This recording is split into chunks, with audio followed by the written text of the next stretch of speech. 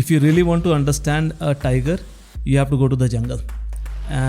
But if you really have to monetize the tiger, then you build up a zoo. So for founders that are listening to this is absolute not gold, platinum. All together, we will be north of 100 million. It's like almost a 70 to 80% margin businesses. तेजस्वी सामान्य खोजते गोत्र बतला के पा लेते हैं प्रशस्ति अपना कर्तव्य बतला के. If I had the magic wand and if I have to stop it, I'll put a legal ban on secondary. Really.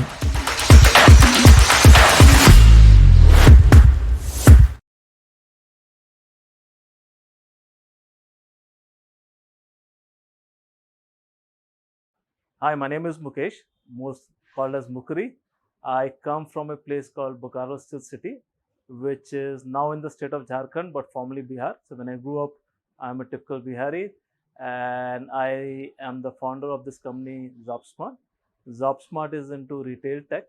We work with a bunch of offline retailers and help them with their omni-channel journey. And we almost have about like 500 odd people, mostly based out of Bangalore, with small office in New York and Singapore. Welcome to the Prime Venture Partners podcast. I am delighted to have with me today Mukesh Urf Mukri Singh, a dear friend and a very celebrated entrepreneur. Welcome to the show, Mukri. Thanks, Amit. Great to be here. So Mukri and I go back a long ways. We met each other in Bangalore in the late 2000s, right? The first decade, and then we just kind of hung around.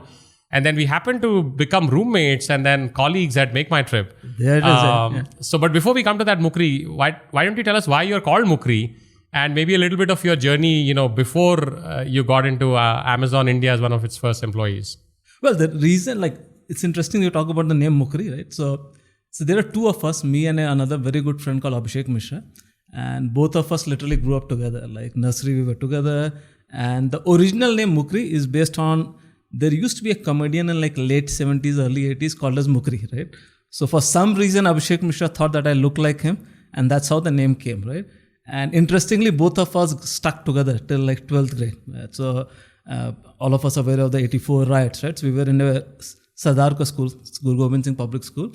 And then we shifted. That time I thought that, hey, now I'm done with Mukri, I'll go back to Mukesh. But then again, he also shifted to the same school. Again, I went back to Mukri. We went to college together. And college, I thought maybe now the name Mukri is out and then Mukesh will stick around. But my roll number was 93144 and Mukesh Bansal, the Mintra guy, his roll number was 93143. So only one Mukesh could exist. So he got the Mukesh name and I got Mukri, and then since that it has stuck like that. Honestly, I like that name better than Mukesh. So if somebody called me Mukesh, sometimes I was like, oh, little too formal. Yeah, exactly. Yeah. No, fantastic. So tell us, you've been dabbling with startups all your life, and I know you went to IIT Kanpur and then you went to MIT. So talk to us about just sort of your first sort of flirtations with startups and what inspired you, even as an employee or as a founder. So the first, I learned it like the lessons of startup the hard way. So my first startup, which was Zoesis, this was into interactive animation. And the reason why I did that was to make money, right? This is like late 90s, everybody was making money on building something. So I said at that time, I remember my stipend was like $1,400, right? So I said, hey, I am the funny Khan, how can I get $1,400? And there are people who are making millions. So I wanted to make money. And honestly, that's the reason why I did the first startup. And I always advise, like that time, I'm pretty sure we would have read that book, Innovator's Dilemma, right? Of course. They always say that don't ever do a startup to make money. And I have learned it the hard way. The first startup that I did was to make money, and that's a startup where I never made money kind of thing, right? So the first startup, interestingly, was to make money, and ironically, we didn't make money over there for different reasons, and we'll probably towards the end we can talk about that one. But then I realized that the journey of the startup is very interesting. Personally, for me, it was that, hey, it helps me understand myself, like how do I handle stress, so on and so forth, right? So that motivated me that let me join a startup. So I joined an early stage startup called as eGain Communications. Did that for a good 4 years, learned a lot of things kind of thing.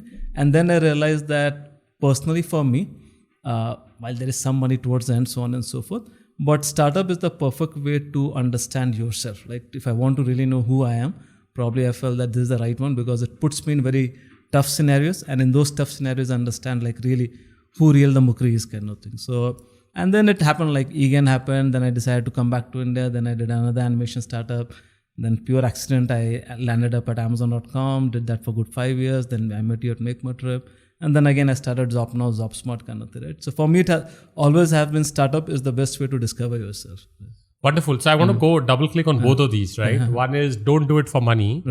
And so, what are some of the other reasons beyond discovering yourself? And I do want you to elaborate on, what has it taught you about yourself? Because you've done now many stints, that's correct, including at ZopNow and ZopSmart itself, right? So it's like 2 innings. So some of things I would say, now I'm 48, so some of these things have changed.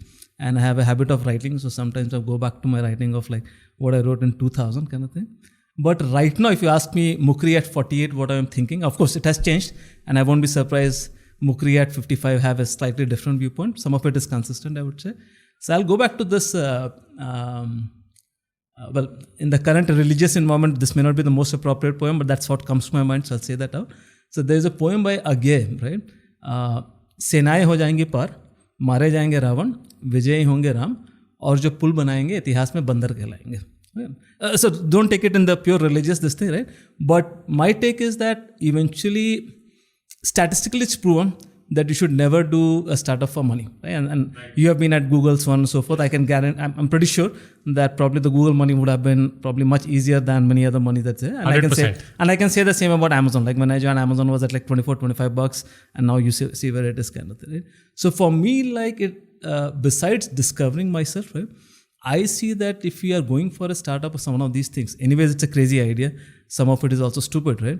But this gives you an opportunity to be a part of the history book, right? So for me, if I look into it, right, as a founder, right, as a guy who's starting that company, this is your opportunity that, hey, 200 years down the line, somebody will say, hey, there was a time when e-commerce was nascent and there was these sets of people who were trying to do something in grocery. These are the mistakes, so on and so forth kind of thing, right? So for me, it is like, hey, something that I'm passionate about, which gives me the opportunity to be a part of the history book, motivates me kind of thing, right? That, hey, money certainly, if it comes, perfect. If it does not come, that's fine. But the fact that this gives me an opportunity to be a part of the history book is something that excites me kind of thing. And I would say that is another big reason why I will do that. Yeah, no, it's spot on. And we often, people in the role that I'm at now at Prime Ventures, right? People come up and say, I'm done with corporate. I'm done with this. I'm going to do a startup. I'm like, okay, so what are you going to do the startup on? That I don't know, but I'm going to do a startup. I find that to be a terrible idea, right? Like you really need to know what is your motivation, what are you passionate about, what is it that you have some insight on, because otherwise you'll get into that trap of, I want to make money, or perhaps even I want to be famous or whatever, and that's not how you're going to build a large, successful company. It's not going to happen, right? Yeah. So, okay, so moving along, let's talk a little bit about the just at least I'm very curious about the Jeff Bezos and Ganesha story, or just some of the early lessons from Amazon and Bezos, because you were, I think, one of the first single-digit employee number in Amazon India. Amazon India was technically the third employee. Okay. So it was started by Amit Agarwal, who was again 2 years senior to me from IIT Kanpur, and Bharat was there. Bharat Vijay had done Yahoo India. So, yeah. Amit in some sense was bringing the Amazon culture. Bharat was bringing the India experience kind of thing. And I was literally the first hire after that. In fact, the first office, we didn't even have an office. It was a cubicle from E4EV Labs, Devashri Chambers, and there were 2 cubicles. So sometimes we will do even the musical chair that the first 2 person who comes gets the cubicles kind of thing, right? But so the initial, so if you look at 2004, right, is when I joined Amazon India, right, and literally started that one, right? That was also the initial days of AWS. Right? So Andy Jassy, I think, was still a director. I'm not sure he was a VP kind of thing, right? And he will make trips to India and debate about what exactly is AWS. And then we used to do all the small conferences and over so on and so forth kind of thing, right? So the first thing that was surprising and refreshing for me was the vision that if you look in 2004, Amazon that at that time was just known as what we used to call as BMVD, right? Books, music, video, and DVD, right? A pure retailer wanting to get into cloud, and cloud was not even defined. Like people will say, hey, what exactly is cloud kind of thing. Right. So that to me looked like, hey man, this is really, really, really audacious, right? Because logically, if you look into it, right, one could have imagined in 2003-4 that probably Microsoft or a Google and so on and so forth were the right set of people to even think about it, right? So the first word actually that comes to my mind when I think about 2004 Amazon, right, is the audacious part. It's not that the company was doing fantastically well, right? The stock price was at like 26, 27, and well, certainly it has worked to my favor. The company was barely profitable, like not sure whether, and then to take an audacious goal like this, right, was incredible, right? And that's something I said, hey, even within a large organization, this kind of culture exists, because the thought process was that, hey, once the organization is above 2,000-3,000 odd people, then innovation cannot happen, kind of thing. So the first word that comes to my mind is audacious, and second is the freedom, freedom and giving people the authority, right? Andy Jassy was not a software engineer. I don't even think Andy ever wrote a single line of code, right? And brilliant guys, Harvard educated, so on and so forth, right? But the fact that such an audacious goal is trusted with somebody, right, and he is given the full freedom to execute that, was another big learning that I have. That like many times it happens that, hey, my core focus is retail. Let the best people be there in the retail world, right? But the fact that the best set of engineers were getting allocated for AWS, right? And the results are obvious now, right? 20 years down the line, if you look at it, one can argue that Amazon is probably more AWS now than the Amazon.com. Oh, for sure. At least certainly from a profitability perspective, yeah, absolutely. Maybe not revenue. So those I would say were the first few things at this thing. And of course, the huge amount of data, like prior to that, I had worked at multiple startups, but the amount of data that was there and the ability to play with that data, whether it was search, anything like that, I knew that like this company has a lot of some X factor. It certainly had that one. Absolutely. No, I've learned a lot about Amazon from you, even back when we were at Make My Trip. I think the famous 6-pager, the write the press release a year in advance. Yes. I remember you saying you had to assemble your own furniture. Yes, even in an Indian context where there's no IKEA. Correct. The frugality. So there's so many interesting. I can't even imagine what it must have been like to do that. So fantastic. So tell us now. We'll switch gears and talk maybe a bit about the founding of ZopNow, that story, and then more interestingly as we progress into the pivoting into ZopSmart. ZopSmart, yes. Yes, you have. It's perfect reminder. I was going to ask you about ZopSmart, but let's talk briefly about ZopNow as well. Yes, so this was like almost towards like I had spent 2 years at Make My Trip, and I was thinking what's next kind of thing. And as you rightly mentioned, right, it had to be driven by either a personal pain point or passion kind of thing, right? And typically both of them are attached. Like you go through a pain point and say, hey, why can't this be done? And then you go ahead and execute that one, right? And some of it may sound stupid, but that's how it starts, right? So the starting of ZopNow was this is like the year 2011, right? And we were expecting our first kid, well, the only kid now we have, right? And Julie, my wife, she was like 6 months pregnant. We used to live at that Sona Road kind of thing, right? And there was a retailer called Easy Day. They had a partnership. The Bharti Walmart partnership was there. That's right. And me and Julie were like number 6th or number 7th in the queue of buying a grocery, right? And the guy in front, the first guy, right, was fighting with the cashier for like 2 rupees change, right? He didn't have 2 rupees change. The cashier was giving him 2 rupees of eclairs. And then this entire fight was happening that, hey, I don't want the eclairs. I want the 2 rupees change, so on and so forth, right? And that is when it struck me that, hey, everything that I need in this basket, whether it's the Ashirwad Atta, anything like that, right? I exactly know what I want, right? And this is not pleasurable, right? So is there a way this can be online? Right? So that was the sort of the starting point that, hey, it was a real pain point kind of thing. I remember that specific incident, I was like really frustrated and I said, hey, let's do this one kind of thing. Of course, like both of us have lived in the Bay Area, so I had knew the web van debacle story, like losing billions of dollars was certainly there, right? But I strongly felt that the fact that there is a demand for this one, and if we can get the logistics and the operations thing right, we should be able to make a reasonable business kind of thing, right? So again, even on Excel, we were never sure that this will make money or not, so on and so forth. But I felt that, hey, there is a chance. And in fact, that's the reason why if you look into it, the name was ZopNow, which is a twist on ShopNow. This is 2011, right? So Flipkart and Snapdeal were the two big boys of e-commerce, right? And even then the deliveries were like T+2 or T+5 days, right? So Amit orders a book on Monday and the best case scenario on Wednesday, Thursday, Friday, you're going to get the book. So we said that worst case, if we can build the same day delivery network, which is where the word now comes into picture, that itself can be valuable. So there was a backup plan, but the thought process was let's make sure with the high density, so on and so forth, can grocery work out, right? And that's how sort of ZopNow started, right? So not a very detailed analysis, because I was very sure with the web ban debacle, whatever analysis we are going to do, eventually the number, like it will say that, hey, probably don't do that one, right? And by that time I was fully aware that like bunch of entrepreneurship starts with stupidity and then eventually you get the sanity part. So let's start with the first test of stupidity and then eventually we'll figure out the path to sanity. So that's how the ZopSmart story started. I remember you gave me this offer to come see one of your early warehouses, and I don't think I ever came. My loss. But it was supposed to be a full stack model. So it's not just delivery, it's limited SKUs, it's instant delivery, etc. And you raised a bunch of money along the course of the journey.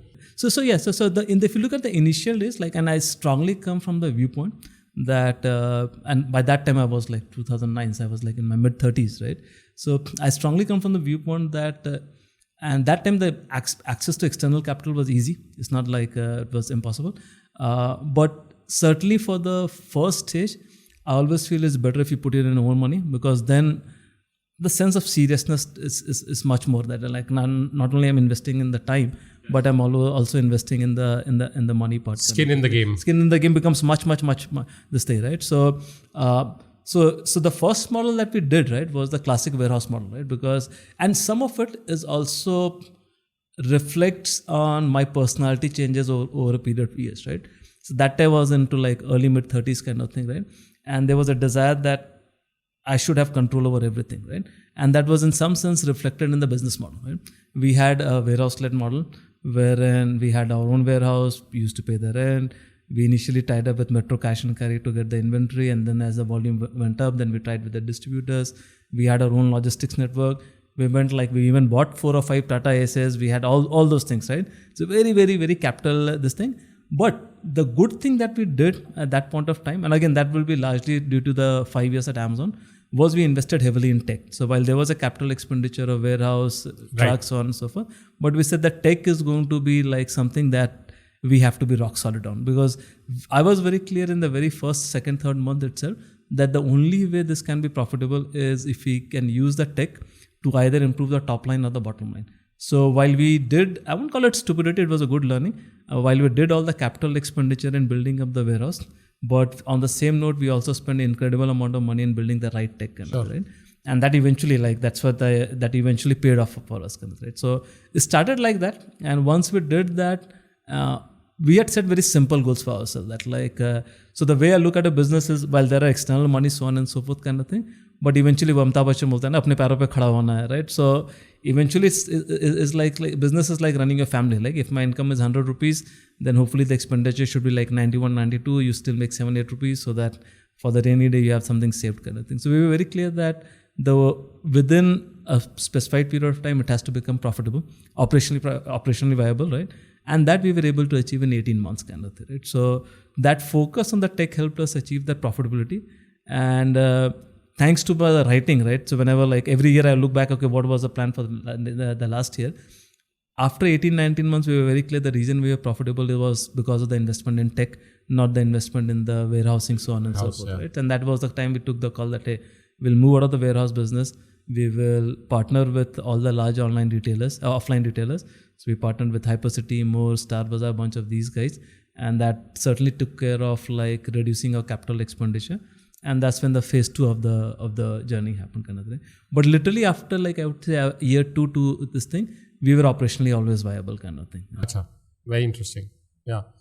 So what still made you do the hard pivot from that to a software only business? First, of course, for India, and then now in your new avatar as ZopSmart for the rest of the world. Yes. So if you look at into, like, we have been in this thing for like almost like 13 years now, right? So I would say by the year 2013-14, like we were operationally viable. We had the warehouse model, but we were very clear that the marketplace is probably the right one to do, kind of thing, right? Now again, Instacart was also a new kid in the town that time, right? I'm talking about 2013-14. So Instacart was like very early days for Instacart, right? But we felt that from the model like India, this is going to work out, right? And I always believed in a symbiotic relationship. So when we were partnering with the offline retailers, right, we were seeing that we were adding additional revenue to them. So initially the offline retailer, their worry was, will the ZopSmart sales lead to a cannibalization, right? So, but what we found was that it actually didn't, right? So from a retailer perspective, what was happening was, in India, a typical offline retailer, their catchment area is, depending on the location, anywhere between 3 to 6, 7 kilometers, kind of thing, right? So what the online thing was doing was that was increasing the catchment area to almost like 10 kilometers. And remember, it's pi r square. So you are eventually adding up almost 2x kind of a customer base.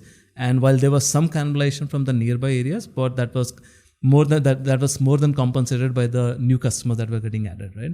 And even in the nearby areas, people, like if you look at an average Indian grocery basket is like 7,000 to 8,000 depending on the kind of family, right? So they were buying more and more from the same retailer, right? So overall we felt that, hey, the symbiotic relationship is established, and honestly it was working out quite well for us, right? So that's what's between 2014 and 18 we did that one, right? But 2017-18, what two things happened. One was there was a consolidation in the Indian offline market. So if you look into it, Hypercity got acquired by Big Bazaar, and we had reasons to believe that bunch, like even right now you're seeing bunch of consolidation of Big Bazaar is now Reliance or wherever that thing is, right? But consolidation was happening, which was not good for our business because we wouldn't want only two players in the marketplace model kind of thing. So that was one. And secondly, like both Amazon and Walmart via Flipkart were entering the grocery space kind of thing, right? So if you look back at like 2016, 17, 18, there were three online players in grocery, right? ZopSmart was there, Big Basket was there, Grofers was there kind of thing, right? And definitely amongst the three, we had raised the least amount of capital. But on the same note, we had the strength of being operationally viable, right? So we knew that, and while Grofers, now Blinkit, had SoftBank, so on and so forth, but we had reasons to believe that at some stage, sanity will return, people will push for profitability, and that will be the time wherein we'll be there. And anyways, survival was not a problem because we were operationally viable. So we were not too much worried about the survival part, right? But when Amazon and Flipkart entered, or Walmart at that time entered kind of thing, we were very sure that this is going to be a very long drawn battle kind of thing, right? And we were feeling the heat. Let's be honest about that one, right? Because some of the stuff that they were selling was below the distributor price. So if you look into it, right, depending on the kind of category that you're looking into, you're talking about anything between 10 to 25% margin. And these guys were going below the margin. So we were very clear that at some stage, and they had the capacity to stick around for like 15, 20 years, right? So there was no way on this earth we could have managed that one, right? But on the parallel, ZopSmart, which was our tech arm, right? So think of it like, just like there's an Amazon.com and AWS, for us the plan was there's a ZopSmart, the operating system, and ZopNow, which is where the .com is going to happen, right? So between 2016 to 18, our hope was that we'll do both ZopSmart and the .com business kind of thing, right? And at ZopSmart, we had like a few customers in India. So More Retail Chain, which is now a part of Amazon, was one of our customers, so on and so forth kind of thing, right? So we really realized that money is there, right? And these were good set of money. You're talking about like 200 to 500K USD kind of thing, right? So which is a good money. And then these are like this platform business was almost a 70, 80, 90% margin business, right? So the money was good. We were worried about how big is the market is going to be in India, because not too many people in India will pay you like that kind of money, right? But there was good amount of learning, right? So our hope was that we will eventually go international and continue to run the .com business in India, and India won't be the large market for the software piece. And then we'll do the classic SaaS route, right? That we'll go sell this thing, take some upfront fee, and start doing the SaaS business, so on and so forth, right? And we in 2018, we got some customers in Singapore, and that was the first $1 million deal, right? So we said, now we have that one, right? So it was almost like a large chunk was coming in license fee, and almost like $500,000 to $750K was coming around in the SaaS piece kind of thing, right? So good business, so on and so forth. So we felt that, hey, we'll run both of them, right? But when the heat came from the Amazon and Walmart, we said, hey, fighting this India battle on the .com thing is not worth it. Just focus on the larger one kind of thing, right? And that's where I would say, like sometimes like I do read a lot kind of thing. So sometimes like I always feel as founders, we ignore a lot of things about history. So I still remember from that era, two stories came to my mind, and it's still there in some of my writings kind of thing, right? So because when you try to do something a bit insane, it's always good that, hey, if somebody else has done it, so you say, acha, main utna gadha bhi nahi hu kind of thing, right? So two stories I remember came out, and that's there in my annual report somewhere, right? That one comes from my favorite toy, Lego. So if you look into Lego, like in just before the World War II, right? They were into wooden toys. So 90% of their revenues used to come from the wooden toys, and they used to make some plastic here and there kind of thing. But this there, right? And then when there is, I think it's called as ABS. So there was a kind of plastic that comes as, like when you put the Lego block, it clicks. And it is because of the chemical that the kind of plastic that is there, that's the reason, and that gives them the stability and durability, so on and so forth kind of thing. When that ABS technology came into plastic, the founders said that, hey, now I'm not going to move out of the wooden toys, and this is the only thing that I'm going to do, right? So imagine like letting go 90% of the business and focusing on something which was that small and being convinced that this is going to make it big, right? That, okay, so there are instances, right? And the other example I clearly remember was Intel. So Intel in the early parts, they were a memory company, right? And then the Japanese came in the early 80s, right? And Japanese started to take over the memory market. Production cost in Japan was less, and Intel started to feel the heat, right? And then Andy Grove, that's there in the Paranoid Survives book, only the Paranoid Survives. The Paranoid Survives, right? He says that, hey, what would be the board? And they were going through a tough time, right? And then he and Gordon says that, hey, they're sitting in a room and they said, hey, if the board, like, there are reasons that the board will fire us, right? And then get a new CEO, right? What will the new CEO do, right? And they said, let's replicate the same. Let's fire ourselves. So actually, they went out of the room, technically fired themselves, got back in as new CEOs, and the thing that they did was, we are no longer going to be in memory. And memory business was, I think, more than even 90% for them, and they got into the CPU business, right? So sometimes the history thing helps because, hey, there are enough instances, at least I had 2 data points that, hey, wherein people had taken a very radical decision, because at that time, from a volume of business, ZopSmart was very large. Like we were talking about like roughly like 400 crore business, 350 to 400 crore, almost 1 CR a day kind of thing. Whereas this was look like, oh, chuttu sa revenue, right? And then the greed that, hey, the potential to raise money, there was certainly there in the .com. Much after you Zepto and all these things. Exactly, right? So there was an opportunity over there, but we said that, hey, if we really believe that the core that we have, so I always believe that what is the core? In any business, there will be a core, right? If you look at Google, whatever they do with the search and this thing, the data is the core, and everything else is sort of a periphery. Right? So what is your core? And you have to, in times of crisis, you have to play on your core, right? So we strongly feel that the core that we had was tech. And if we have to take a choice, because at that time we had to take a choice, right? If we have to take a choice, then we'll go on the core, not say get rid of it, but if you can't do the .com, then move out of the .com, focus on the core. And the other thing that was clear, right? And this is an interesting analogy if I have to look into that one, right? If you look, and that's what they're talking about retail in India, right? So I have this theory, right or wrong, right? If you really want to understand a tiger, you have to go to the jungle. And but if you really have to monetize the tiger, then you build up a zoo. Right? So पैसे zoo में बनेंगे, but समझना है तो tiger तो आपको जंगल जाना पड़ेगा, right? So if you look into the retail, after those 7-8 years of hardcore retail in India, India is the best place to learn retail. We have complicated tax laws, we have super demanding customers, we have like the MRP regime, so on and so forth, right? So what it helps is helps you make the right kind of product, and the right kind of product, right kind of people. Once the baking is done, and this may sound a bit controversial, selling a software in India may not be the most advisable thing. It should be one of your market. It should be one of your market, but certainly not the first market. That is one of my big questions I was going to ask you. But before that, let me interrupt you for a second. You talked about those 2 history stories, right? Yeah. One is, the memory Lego chips, and Intel going out of that, and then Lego going out of the wooden toys. But a lot of people would say that, history might rhyme but won't repeat, right? Mm-hmm. How do you decide that you're going to be on the side of, making it, not just rhyme but repeat, right? Mm-hmm. Because you could be silly, right? If the CPU business had not worked out for Intel, or some other business had not, ZopSmart had not worked out for you. So how do you get that courage of the conviction to say, no, this is, this is pattern matching, or this is some level of conviction, or some level of data, or some level of gut? Correct. No, so there's certainly an element of gut. Nobody can deny that one. Like just for the same Lego, this thing, right? There are enough wherein you can Absolutely. say that Kodak is a classic. Like, well, Kodak also falls the same because they didn't do it kind of thing. But there will be enough examples that wherein you say that if you do it, you do it. But that's where the core thing comes, right? I strongly believe that if you have the core that you truly believe in, right, that core eventually will lead you to a right business. Right? Absolutely. So for us, the most important thing was to be sure that what is our core, right? And we didn't have an iota of doubt that the core that we had was the tech, right? So even if the ZopSmart tech business, like the way we had, and by the way, the way we had thought, it didn't work out like that, right? Like what we had thought and what we are doing right now was, I don't think what we had thought in 2018 and what we are doing in 2024, right? There are certainly some similarities, but if I have to say how exactly will the 2024 look like, I'll be probably right, like maybe 5 or 10% kind of, right? So, but it goes back to what is your core.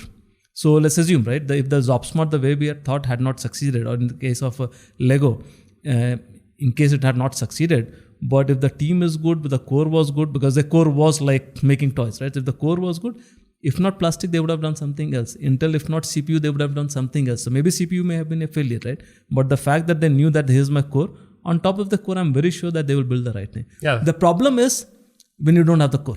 Because what happens is... Or you're not clear on what your core is. Exactly. Let's assume like had we thought that our core is the operations, right? Like whatever, right? So if at that time you are in a problem, because then if you don't have the core, or as you rightly said, if you are not clear what is your core, then there is a huge problem that you're going to sit around. But if you have the core, then I don't see, like you may go through 2 or 3 experiments, 2 or 3 this thing, but it will happen. So let me ask you $1 million, probably $100 million question now, given your scale, which is lot of even founders ask us, like, I'll start a SaaS company or an enterprise software company. I'll build it in India. I'll sell to India.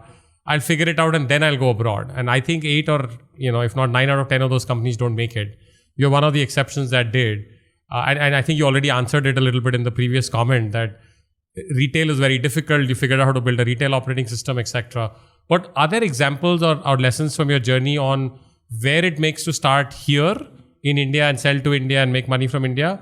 Or where it makes sense to straight away go and start, like if you're building software for, salons or spas or dentists or XYZ, don't even bother, right? Go straight to where the target market is, where the target customer is, and go for that. Yeah, so I'll try it. Not that I'm subject matter expert here, but I will start from the reason why I advocate not to sell in India some of the software thing that we build is because of the pricing. So what happens is, bunch of us, like if you look at many founders that we come across, are first engineers, and then the business comes, probably the dhanda part comes later, and for some of us it doesn't come naturally, kind of, right? So I think the big problem that happens in India for some of the businesses, and I'll try to touch on businesses wherein probably it won't be the case, right, is the pricing part. So what happens is, for the things that we were building in retail, right, I can imagine in many other categories as well, for instance, even some of the consumer things, so on and so forth, right? India is not the right market to figure out what is the right price, right? And price is not a very trivial, and if you ignore price, then the entire profitability bunch of things will go away, right? So what happens is, if you let's assume, right, if you start focusing that, okay, I built the product in India, now let me sell it in India, right? For majority of the business, I can guarantee that you'll have the wrong pricing. You may think that, hey, this is probably worth like $10, whereas in reality it is actually worth $100, and that's a lot of money that you're living, right?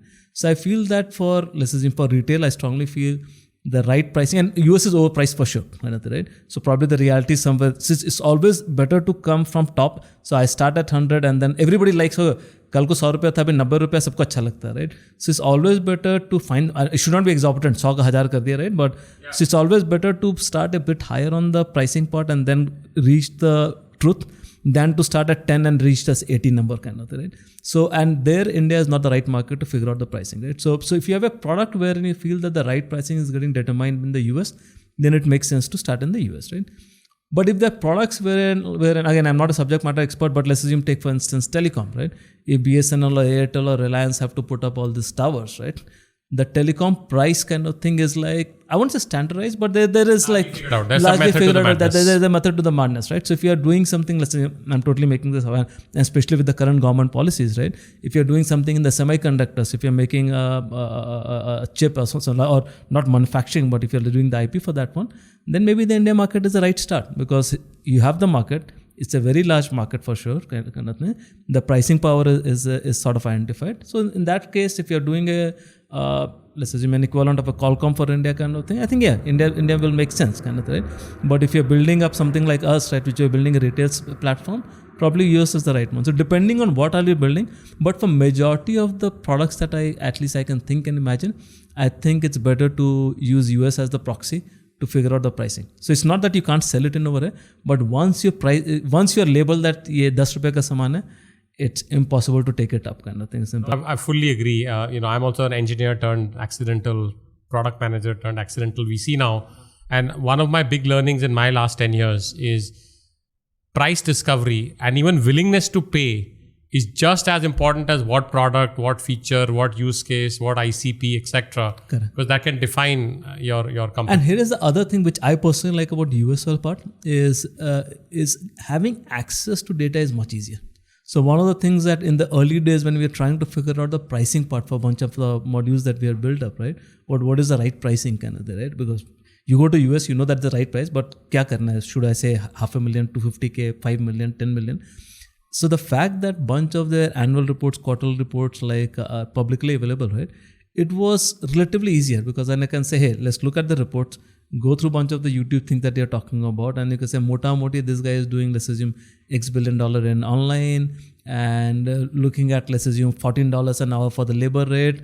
I think my technology can improve their labor efficiency by 15%. So that's literally like $1.4 or $1.5 an hour kind of thing.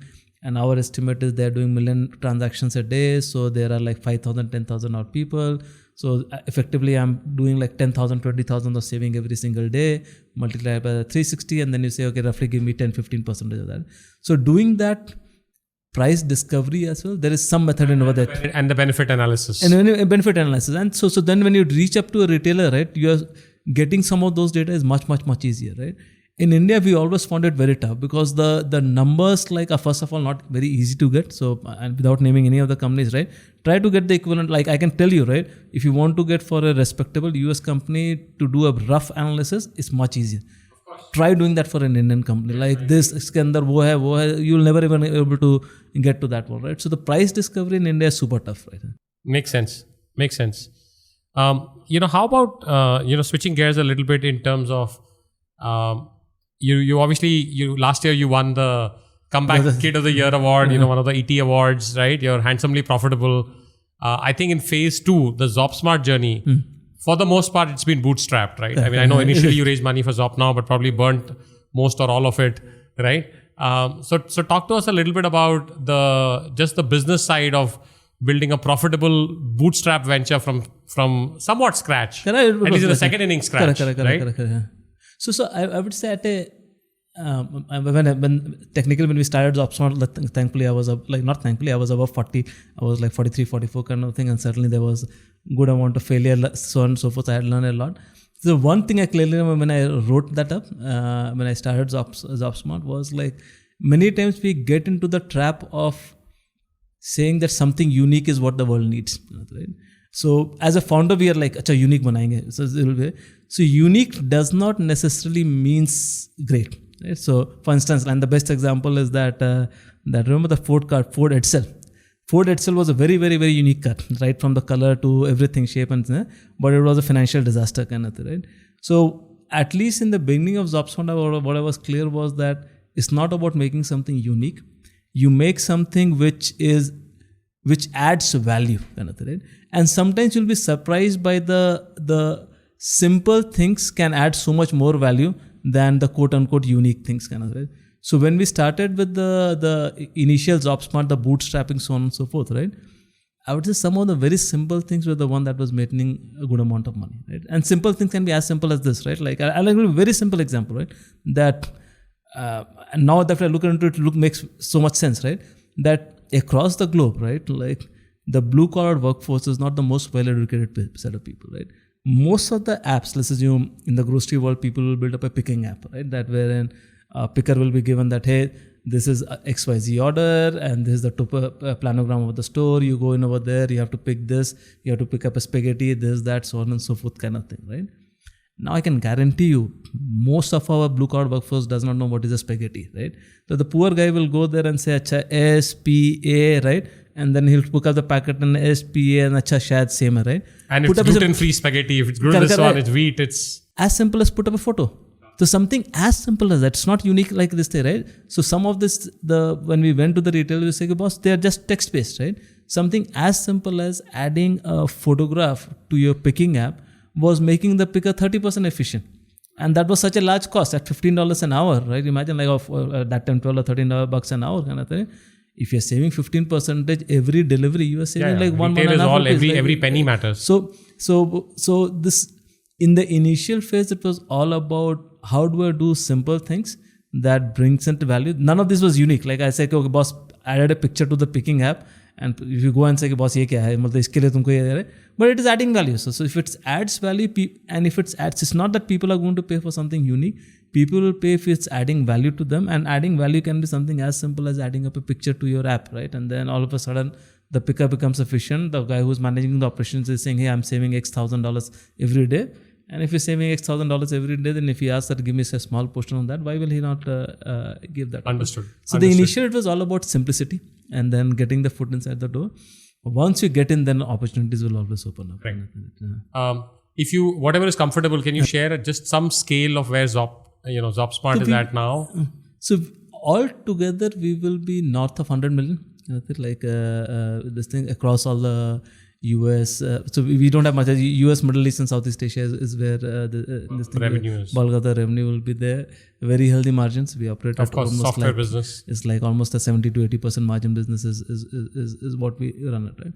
But the thing that we proud of ourselves is not that, like, of course the money is good and it's bootstrapped, so obviously like large ownership. So those things are like certainly like sometimes you feel good about it, but I strongly come from the viewpoint that like best things in life are free, right? But it certainly helps us to do a lot of experiments, that it gives us the ability to take some like risks, take some bets kind of thing, like do some experiments and so on and so forth kind of thing. Absolutely. I have to ask you one more question about ZopSmart, before we jump into the last section of the podcast, which is how did you crack the US GTM, right? Which is another big thing, especially at the ticket sizes that you're talking about, right? Like $500,000, $1 million, $250,000 for a retail software startup from India. If you can share just maybe a couple of points on that before we... So one is like, and as bad as it may sound, like, have you heard this one? Like, तेजस्वी सम्मान ने खोजते गोत्र बतला के पा लेते हैं प्रशस्ति अपना कर्तव्य दिखला के. So I'll translate that in English. Second line. So which is also with the I look there and then I realize that. With the shloka we have in our boardroom here. So ours is slightly different. Tejasvi is like great people, right? Samman ne khoste gotra. Gotra is by telling ki, for instance, our and your gotra will be like IIT, MIT, ITBHU, IBM, Google, so on and so forth. That's gotra, right? Because then people say the pedigree hai to. So Tejasvi Samman ne khoste gotra batla ke. You don't look for respect by telling that I am XYZ, ABCD, so on and so forth. पा लेते हैं प्रशस्ति. प्रशस्ति is fame. अपना कर्तव्य दिखलाते हैं. कर्तव्य is what you do kind of thing, right? So 100% does not apply to us. Right? So thankfully, like we had the right gotra. So obviously with IIT, MIT, Amazon, so on and so forth, I had that one. Raj is also IIT, Wharton, JP Morgan, so on and so forth. So this thing. Vikash is also IIT Bombay, so on. So we had the right gotra. So for us, the US market was like with the right gotra, which but at some time you have to use it. Let's put it this way, right? So what the right gotra does for you is it helps you open the doors. Open the doors, yeah. So if you go to somebody and say, hey, I'm Amit Somani, I worked at Google for this thing, I got the Sergi prize, this, that, I was the CPO at Make My Trip. Now the people say, kitna? You'll say, okay, chalo ek baar mil to lete, 15 minute ke liye mil to lete. So the gotra thing helped for us, right? The gotra thing helped us in opening the door, right? If you say I'm XYZ, so on and so forth kind of thing, and you should use it, right? अगर है तो use करो, मतलब don't go by what the saying is saying, but I'm saying कि है तो use कर लो, right? And there's no harm in it, provided you have the right product, right? So for us, it was that the gotra helped us in opening the door, right? And then we feel, well, we had the right product. Now the challenge, and which is where I like the US market is, right? That before a meeting, right? Like there is an incredible amount of preparation. That like yes. Every meeting that I go for call it a sales pitch of this thing, right? Obviously, the bare minimum is you go through all the LinkedIn profile of the 7-8 people. For each of them, most of these people will have a YouTube video, so on and so forth. So I have to go through like 30-40 YouTube video. Then I go through the annual reports of that company for the last 5-6 years, quarterly report. So there is at least a 200 to 300 hour of preparation before for that one. Just for that 1 hour meeting, high level sales meeting to begin with. Because after once the gotra opens up the door, right? You have an hour. Within an hour, like you have to figure it out, right? And you don't want to use that hour to figure out ki bolna kya, right? Because there's so many things, right? We have products around pricing, efficiency, so on and so forth. So the annual reports, what they're saying, so on and so forth, you have to figure it out and then fine tune to the specific pain point that they have. Once you have figured it out, the pain point, then it's easy because now the gotra has opened up the door. Then you go through those annual reports, so on and so forth. Focus on one or two things that you know for sure has a high probability of resonating with them. and then the process is straightforward, right? For most of these large companies, right, like doing a pilot for 50K, 100K is not a large this thing. Like if you are like multi-billion-dollar company and say, the cost of that meeting itself, if you have like 7 to 8 like VPs and SVP itself is like $15,000, right? So saying that, hey, let me do a 50K pilot for you, right? But then your product has to be solid. So with the 7-8 years of like hardcore product development in India, people, so on and so forth, we said go ahead, and then that's how. So at a very high level, that's what worked for us, kind of thing. Absolutely. No, so founders that are listening to this is absolute not gold, platinum. And I mean, even when you're pitching to VCs, whether it's Prime or anybody else, people don't even necessarily prepare for an hour, right? They have the deck, you made the deck, the same deck for say everybody you come to. So when you first told me that you spent 200 to 300 hours, and I know, not just what pedigree and Gotra you come from, but what the CPU or the GPU rating is, right? I mean, that's a lot of preparation, right? So no wonder you're able to crack it to like 100 million ARR on a bootstrap startup. So as we come to the close, Mukri, here, we could go on for hours, but maybe we'll get you back another time as well. What are some tips for current and aspiring founders based on your actual journey? One, do perhaps. One thing that you were doing and you would encourage everyone to do, and one, don't. Like, don't do this for whatever reason. For the founders, like one do's that I still practice would be, look, go back to that सेनाएं हो जाएंगे पार, मारे जाएंगे रावण, विजय होंगे Ram, so on and so forth, and पुल बनाएंगे, बंदर कहलाएंगे, like not in a derogatory manner, is like, I always feel the founder should have the right story in mind. And sometimes it's very tough to explain the story to the employees, right? So you should have the story in mind, like I am doing this because of this. You can go to the Toyota 5 or whatever, right? The story should be crystal clear in your mind, kind of thing, right? Translate the story into number for the employee. Because for the rest of the organization, right, whether they understand the story, in all probability they won't be able to understand the story because you won't be able to communicate the story because some of these can't be communicated, right? So the story should be clear in your mind, but translate that story into real numbers that people can execute. Because as an employee, or even as strategic, let's assume a CXO, you'll say, boss, ek number bata do, main usko piche bhagunga, right? If you give me, okay, boss, your goal is, I have the high level story in my mind, trust me, this is there. For that, boss, you get to a 16.5% gross margin, you reduce your bottom line with this thing. So the story should be clear in your mind, translate the story into number, that magic always works out, kind of, right? So that will be the certainly do's that, one do that people should always do, right? Second, besides the money part, that don't do it for money because, so it's the second, on the first one itself, I would say, right? Don't be too greedy on the money part, right? Look, you have a chance to get into the history book, right? So if it means that the ESOP pool has to be larger, be it. Because the guy who's putting in that 16 hours, who's equally smart, so on and so forth, right?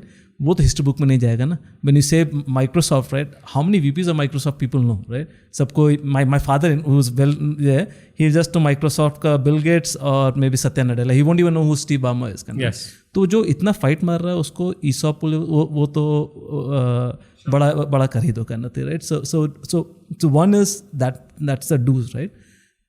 Don't, and again, this is totally extempore, so and I may be totally wrong over here, but I'm not saying I'm totally wrong. Personally, from what I'm seeing in the ecosystem, I am dead against secondary.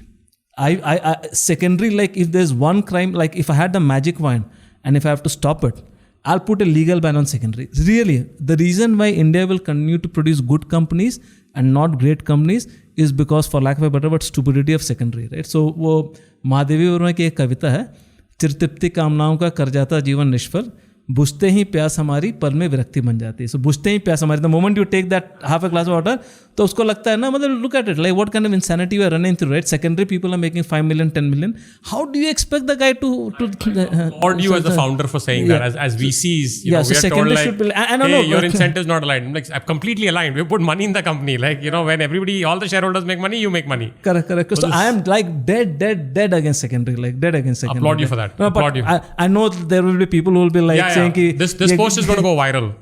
Okay, so you're going to get hate mail from all the other founders. But I think you spoke the truth. No, I mean, eventually, you are, as a founder, if you're successful, you're going to make money. You're not doing this for charity. You're not doing this for not for profit. Again, I'm not saying it for the sake of VC anybody else. Right? Yeah, of course. Just like, and that's, if I have to say one single reason why we are putting good companies not great, if one single reason has to be pointed out, is secondary. Because I can see founders पे कि वो उसको 10 million 5 जो भी बन गया, right? उसके बाद उसका हंगर ही खत्म ना, वो अचानक वो अपने आप को सेट समझने लगता है. Moment you are not starved, right? You are so anyways, yeah. So I mean, there are many interesting things about Mukri.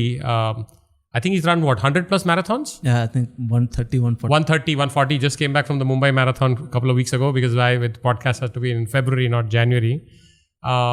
He reads prolifically. I like to think I read a lot, but he probably reads 3x of what I do, maybe more. And he writes a lot. He just gifted me 2 books. I wish I had gotten on the podcast to show it here.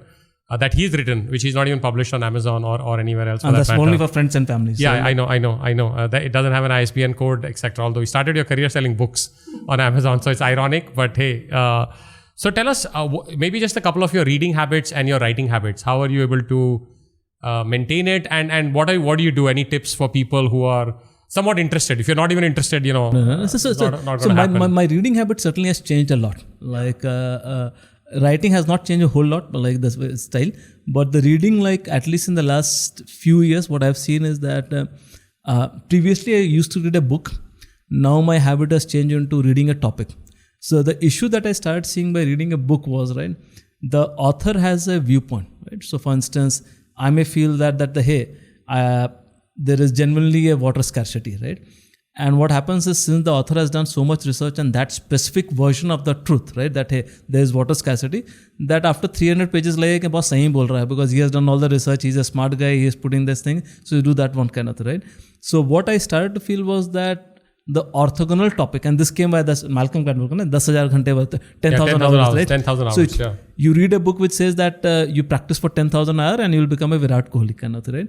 And then like a year down the line, you read a book, it's all about genetics. तो मतलब Michael Phelps का body structure ही ऐसा है कि, and वो body structure नहीं है, तो आप 10,000 घंटे क्या 20,000 घंटे लगाओगे, forget about the gold medal, आप sports gene, इतना sports gene, right? So that other book, yeah. So I started feeling that instead of reading a book wherein the author has a viewpoint, I want to read a topic.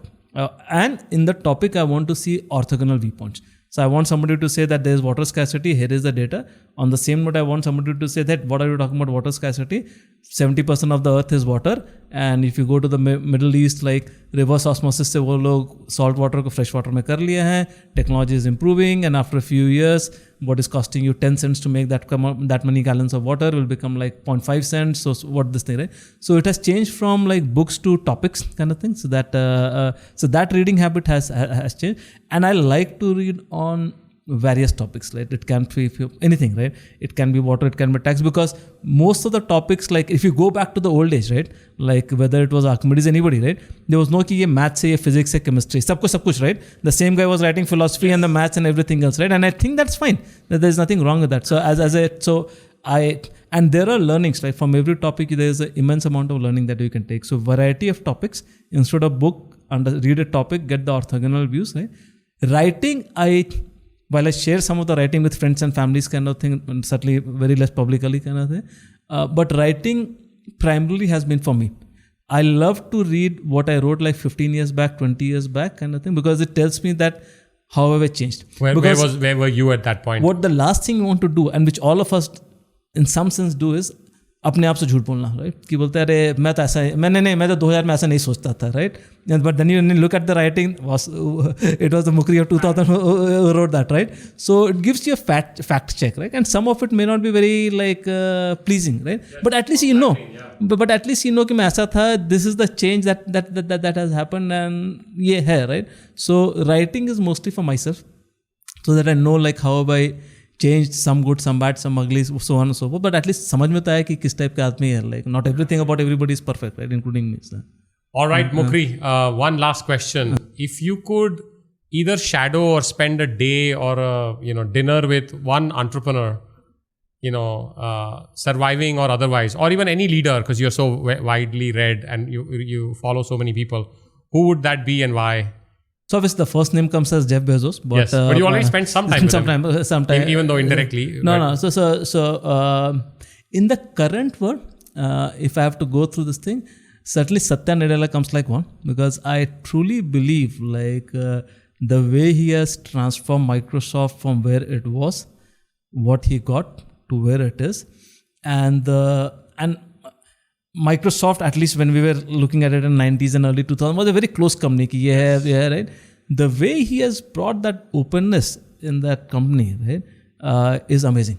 So if I have to, not that I'll get that opportunity, but if I have to pick up one person, certainly it's going to be him, because I truly admire the way he has transformed that company kind of thing. Right? So, and I still have a bunch of friends at Microsoft. So you can hear from them that after Satya has come, these are the changes that is happening, so on and so on. And it's not a small company. It's not. It's Monster. It's now the most valuable company in the world. So the way he which wasn't in 2014 when he took over. Exactly. So the way he has transformed that company, like forget about the valuation, so on and so forth, right? Just care, boss. वो image बदल दिया है. कि from where it was to where it is, like of course it's reflecting in the financials, so more than the financials, the attitude and the culture. इस तरह कैसे बदला, that kind of thing, like is simply amazing. Hey, thanks a ton, Mukri. Thanks for being on the Prime Venture Partners podcast. Always a delight to hang out with you. I enjoyed this. Perfect. Thank you very much.